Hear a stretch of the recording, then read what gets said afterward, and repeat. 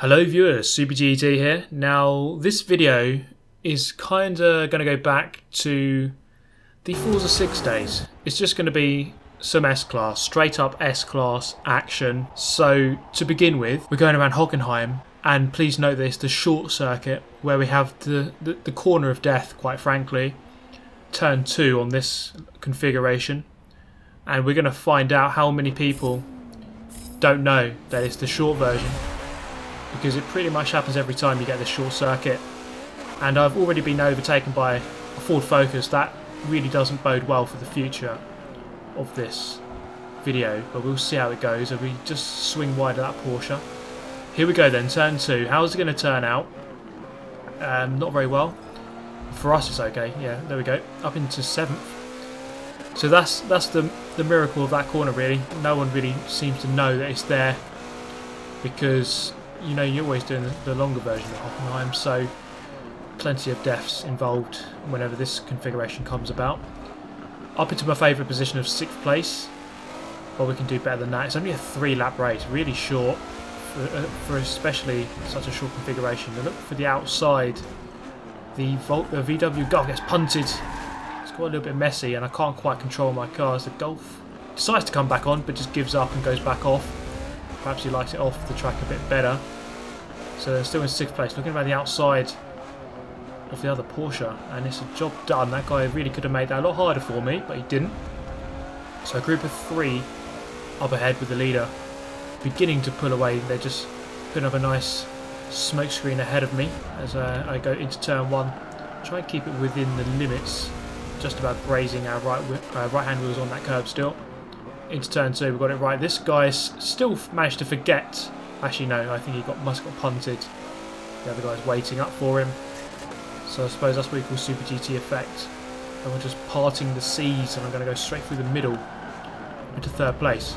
Can we catch up with one more guy at least? We do have a Lotus in 2nd. So Lotus, I mean, they always go strong in this hopper. Normally B, A and S-Class, any kind of Lotus is going to do well. That's just the way it's been on this game, or in Forza Motorsport in general. So flying through the S's, I spot plenty of people crashing at the gravel on the other side of the tyre barrier. Swinging wide for that final apex. So the car I'm using here is the Porsche Carrera GT, and it seems that from Forza 7 to Forza 6 a lot of the cars are kind of the same. As in, if they're quick on Forza 6 in a certain class, they're probably going to be the same in this game. There wasn't really much change in the PI formula, if you like. It's all kind of the same, so the same cars will tend to be good, although there are definitely different dominating cars in S-Class now, like the Ferrari 33. The old Ferrari, I can't remember exactly which one, but then of course the Ford GT40 as well. So you've got lots of different other cars that seem to be very fast indeed. And of course we have the likes of the new Lotus GT1, which of course is very fast. I'm going to go for my old favourites in this video. So this one, the Carrera GT, one of my favourites from Forza 6, and bringing it back here with well, the tunes are going to be in the description, so if you want to download them for yourself, then you know where to find them. So that was race 1 in 3rd place. It was kind of a simple race. We're going to go to Spa at night, and I've opted for the Noble M600 this time around with a, let's just say it, thank you JSR LeeCampbell tune. So if you haven't been saying that on a daily basis, then you are going to hell, I'm afraid to announce. Coming down to Eau Rouge, we're just going to get the run on the Lotus. So that Lotus was actually really quick in a straight line. Normally, the Lotus is all about handling and brakes and platform, but this one seems to be an absolute rocket on the straights as well, although not quite as quick as the Noble. The Noble's typically a very quick car in a straight line. I think top speed is over 200 miles an hour in stock form in real life. So then through Les Combes, and we are in the lead. So once again, it's probably going to be a fairly defensive race. Actually, not once again. or once again compared to a race that I've done before, but not the first race in this video, of course. So then the Noble M600 seems like a fairly good car for this class. Once again, good on straights, decent handling, decent brakes, good all-rounder. Probably won't be an absolute leaderboard car which will dominate everything, but it's a solid car, and it's good, I think, just to have a couple of cars which you're comfortable with. I did download a couple of tunes and get a couple of cars, so that if there's a different track comes up that would suit a different car, then I have a bit of a choice at least. And then through into this final sector of the lap. It's only a 2-lap race. It's kind of disappointing from S-Class to have just 2 laps. I mean, Spa's got to be a 3-lap race, surely. The lap time is just over 2 minutes. You want the race to last at least 6 minutes, you'd think. But this is going to last less than 5. So then up the hill towards Blanchimont. Flat in a Formula 1 car is definitely not flat out in this car.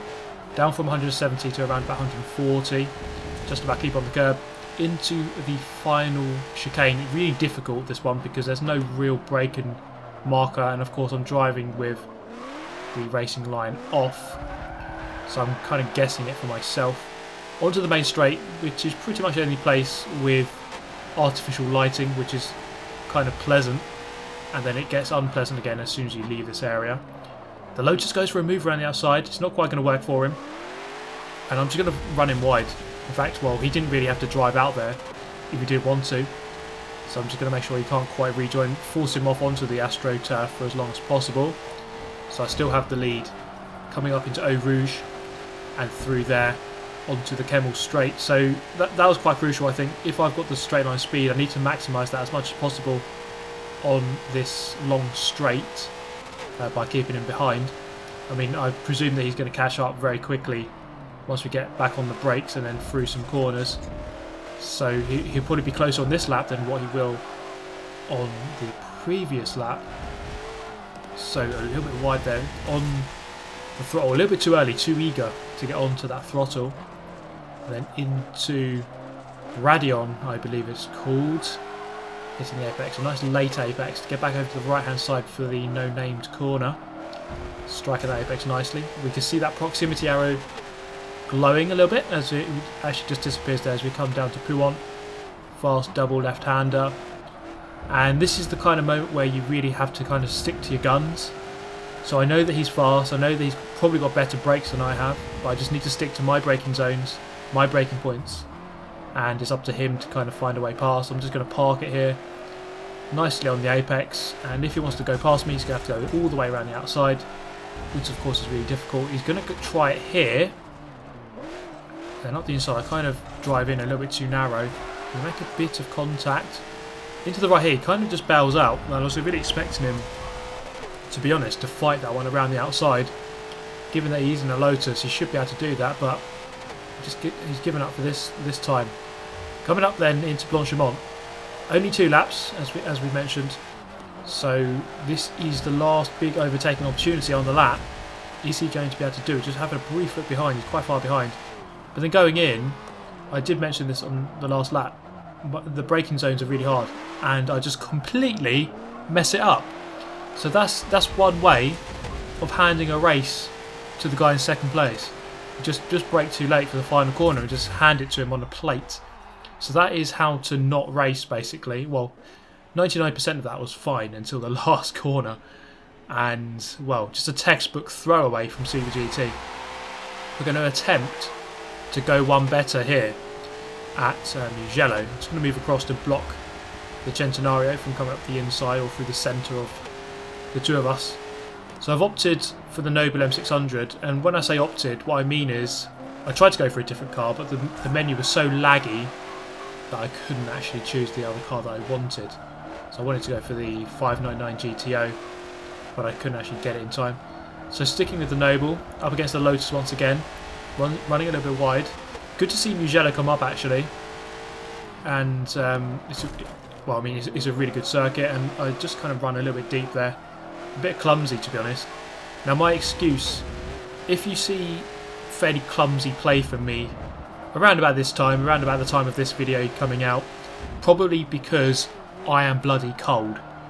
We have loads of snow here in the UK at the moment, and when you're playing with cold fingers, or colder than ideal fingers, it messes you up. You just, I don't know, you just can't quite play as well as you'd like. So that explains everything bad I do, and therefore I can just go around doing bad stuff now, and I can just blame it on cold fingers. So that would explain why I murdered 10 people this morning. Just had cold fingers. That's absolutely fine. But I'm still behind this guy, and clearly I have a straight line speed advantage. So I really need to. All I need to do, really, I think, is just get close to him going through that final corner, and then I'll be past him at the end of the main straight. So I mean, it's quite a simple task, really. I don't really have to force the move through the infield or through the twisty section. It's just this last corner here, which is really difficult. It's quite a tricky corner to get right. You're going across that pit entry apron, which kind of is unusual. You don't really get that in many races, so it can put you off of your line. I'm a bit far away, a bit further away on this lap compared to the last one. You see here just how much I do begin to reel him in, but again, not enough. So lap 3. This is a good kind of race. I like this, where you're evenly matched, but in kind of different ways. So it's clear that we got similar lap time, but he's got a slightly better handling performance. I've got a slightly better top end performance. So I'm going to have to make my strength count on that main straight. There's not much he can do to block me if I do just start to steam past him on the straight. Of course, he could just ram me off, but I don't think he's that kind of guy. So coming through the second to last corner, making the most of the Italian flag on the exit of that one, and then we're going to take a much tighter line. You can see how kind of we got a lot better through that final corner, and he's just going to run 2 wheels wide onto the grass. That's going to slow up his momentum, and I mean, I don't think I really needed that help, but I'm easily through then into the lead on lap number 4. So this is kind of reverse of the previous race. So the last one, he was the one hunting me down trying to get past, and now I'm hunting him down and trying to take that race victory. So then into the infield. Now this is where I can kind of just hold him up. I can just park it on the apex, kind of like I did at Spa until the final corner. So just park it on the apex, and there's nothing he can do apart from go around the outside or bump me wide or something untoward. So just parking it there, and there's just nowhere he can go. Quite simple stuff, really. Just hold your guns, hold your station, hold station, and there's a little he can do to try and get past. You see a bit of contact. He's going to sneak up the inside. I perhaps could have blocked that one a little bit better. And he pushes me, well, not pushes me, but runs me right to the edge of the circuit, as any good racer would do. But we saw in the previous lap, I've got the straight line speed, so I should quite comfortably get back into the lead. So as I do into turn 1, running a little bit wide, and that gap was just going to open up. I was just wondering if he was going to stick his nose in there. He doesn't opt to do that. So just a couple more corners left to try to win this race. And I'm just leaving that little bit of a gap on the inside. Doesn't quite go for it. And then just pulling away on the exit of the corner into the next chicane. And once again, that proximity arrow glowing. And it's just about trying to hold that line on the inside. And he hasn't been able to really undercut me at all. Into the second to last corner, and now just one corner remaining in the race. I go a little bit narrow this time, and there he is. I kind of just block him off, and on the exit I just make a stupid error once again, and he's going to go past me in what is a really humiliating loss, because I had complete control of that race again until the final corner, and there it is. So finishing within 2/10 of him, I got the faster lap by half a second, so I really should have won that. So we're going to try to go third time lucky at Silverstone. You can see he's got the same car once again, the Lotus. Now this recording was a little bit laggy or problematic. So you can see on lap 1 here, and then it just kind of skips to lap 2. So that footage was completely lost. So in between I probably rammed off about 4,000 people. But I'm not going to show you that because the recording glitched. But here we are then, Silverstone short circuit, and I just go way too loud on the brakes into the side of the Lotus. Going to hold station for now, just back off, make sure he keeps his position. The Mercedes in the lead, really sharp in a straight line, really propelling down that club straight, and that's going to give him a good advantage. This is a thing about this kind of racing. If you've got good straight line speed, make the most of it on the straights, and then just kind of park it on the apex and just give people a hard time of getting past you. So it's a viable strategy if you can make it work. It can be hard to drive a car with poor straight line speed. The Lotus comes back on, make contact. We're kind of queuing up to get past this guy. He is quick, but I think we could just about get past him and pull away. So I've made contact with him. I'm just going to back off and make sure we don't go past, and in fact let the Lotus go back past. Not the cleanest racing, I must say.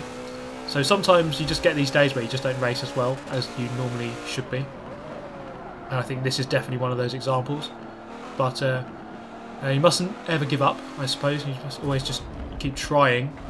So 2 humiliating losses on the last corner. I'm going to try to go about correcting that by winning this one. That Lotus is so sharp off the corner. And of course really planted with that Lotus frame, as they always are. I mean, the Lotus have always got good handling capabilities, good grip. So through Copse Corner, the Mercedes getting a poor run that time and just going to force the Lotus to hold off and make sure he can't get past me by just moving to the right hand side. A little bit deep into the Beckett's corner. So the Lotus is going to dive up the inside this time around. So I'm going to tuck into that slipstream in the Aston Martin V12 Zagato. He's going to go defensive. I'm going to go around the outside. We saw this actually. The V12 Zagato with this tune has fairly decent brakes. A bit of contact, but I think that's kind of fair. Rubbing his racing, I suppose. It didn't really push him at all. It was just strong. It was just a strong move. Let's put it that way. And sometimes when the race is this close, you're gonna get you're gonna get little bits of contact. But I think that was just about okay. I don't think he would be too mad about that. In fact, I mean, if someone went past me with that kind of little bit of contact, I wouldn't be too displeased. He didn't really unsettle his car at all. Into Maggots, the left here, the brief left. Bit of a punt from behind, and I think he sensed that he did kind of pump me there. So he's just going to back off. So I don't think I braked too early. I think that was a fair enough braking point. So he's going to back right off, and that does give me a big bit of breathing space here to try and win a race at long last. Into the left of Brooklands and then the right of Luffield, kind of a long double apex corner, go out wide. I'm going to come back to that second apex, straighten out the exit of the corner, and then onto the old main straight, which is the main straight for this track, I suppose. Over the line then to begin lap number 6 of 6. Here we go then. Can we finish it off and win the race? The V12 Zagato, I seem to remember this was an absolute rocket on Forza 6. It was a really, really fast car, especially in straight line. And that's why I chose it for this track. Of course, you have this long club straight here, and then the main straight, of course, as well, separated by a couple of small sequences of corners. But it looks like, as I'm 4 attempts up on this lap, it looks like I'm going to round out winner this time around. So here we go then, the final corner. Can I go around it without being an idiot and crashing? It looks like I can. With that bit of a gap, it's a bit easier. I mean, it's a lot easier if you have a 2-second gap, which I have here. You have a bit of time to play with, so you don't have to push too much. But there we go. I'm going to win a race, woohoo! At long last. So it was quite a frustrating lobby, that one.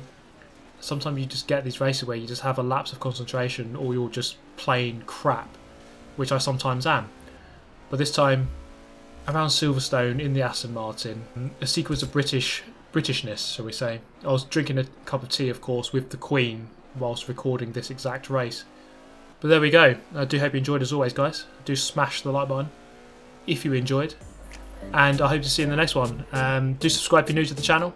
So just a quick word about the ORL Nürburgring Invitational. That'll be tomorrow if you're watching this on Friday.